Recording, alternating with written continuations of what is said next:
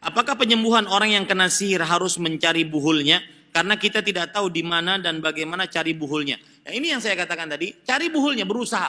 Kalau Nabi Muhammad SAW, beliau ditolong oleh Allah melalui wahyu dari malaikat yang dibawa oleh malaikat. Nah, kita bagaimana? Nggak ada yang nolong. Maka jawabannya ada, Allah Subhanahu Wa Taala nolong. Maka berdoa kepada Allah. Sholat malam, berdoa kepada Allah di waktu-waktu mustajab antara azan dan iqamah, di waktu sujud, sebelum salam, sepertiga malam terakhir, berdoa kepada Allah Subhanahu Wa Taala. Allahu a'lam. Bagaimana yang harus saya lakukan bila bertemu buhul-buhul yang diletakkan di bawah meja laboratorium sekolah? Maka jawabannya ambil, kemudian diruqyah, baca Al-Fatihah, kemudian Al-Ikhlas, Al-Falaq, An-Nas. Kalau semangat baca Al-Baqarah. Nah, ini betul, ini bukan dusta. Ya, baca Al-Baqarah kalau semangat. Kalau tidak cukup itu, setelah dibacain dimusnahkan, dibakar. Ya. Tapi setelah itu jangan abunya dimasukkan ke dalam gelas kemudian diminum, jangan. Sudah biarkan saja. Ya, sampai hancur.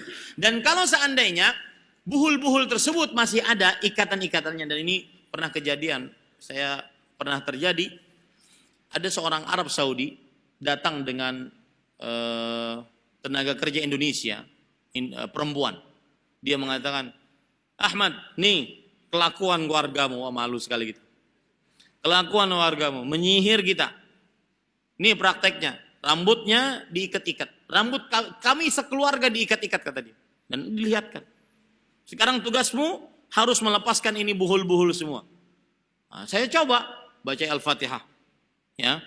Kemudian mencoba, itu rambut yang diikat, bukan tali ya. Otomatis kan ikatannya kecil. Itu demi Allah, Allah memudahkan, itu terbuka dengan mudah.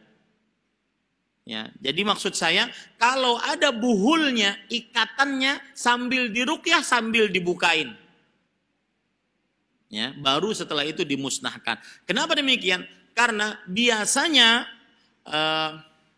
buhul yang tidak terbuka dan langsung dibakar setelah diruqyah, ini masih ada pengaruhnya. Kenapa? Karena masih ada ikatannya. Paham nggak maksud saya? Nah, kalau dibuka berarti ikatannya selesai, kemudian dimusnahkan. Allahu a'lam.